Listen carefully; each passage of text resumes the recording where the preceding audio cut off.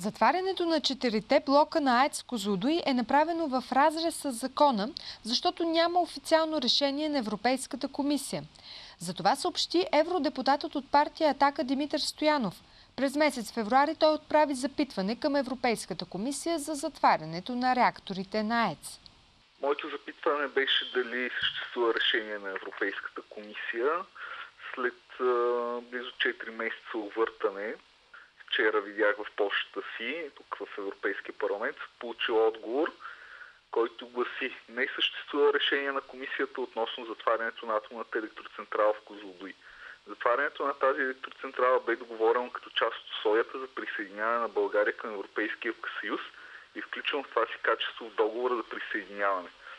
Комисията в изпълнение на своята роля на пазител на договорите ще упражнява контрол за правилното изпълнение на съответните разпоредби. Ние от „Атака“ смятаме да проверим всички възможности, които следват от този отговор, да проверим кой е преговарял и как е преговарял по този начин, по който е съставен договора, подписан и ратифициран от България, да проверим въпроса за отговорността на комисаря Ферхойген, който лъжеше, че има решение на комисията за затварянето на ядрена електроцентрала и съответно да търсим отговорността. Ще занимавам абсолютно всички институции, които е възможно в Европейския съюз с този въпрос.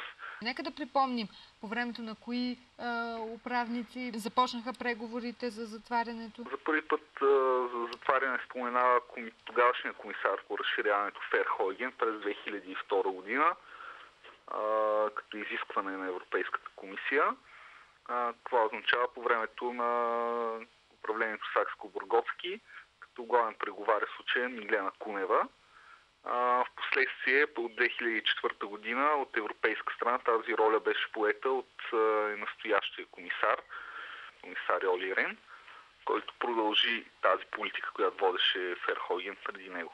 Мисля, че отговорът, който получих сега, дава възможност за едно благоприятно развитие на въпроса с АЕЦ „Козлодуй“ и се надявам до края на мандата на този Европейски парламент през 2009 година. В сряда в Брюксел 18-те евродепутати от България ще бъдат приветствани официално в Европейският парламент. На церемонията ще присъства и лидерът на „Атака“ Волен Сидеров. Тогава двамата с Димитър Стоянов ще обсъдят по-конкретно бъдещите действия на националистите за отваряне на блоковете на АЕЦ. На българите не им остава друго, освен да очакват политиците, които поне на думи заявиха желание да се борят за АЕЦ, да използват възможността и да предприемат по-настоятелни действия в посока на отварянето на закритите реактори.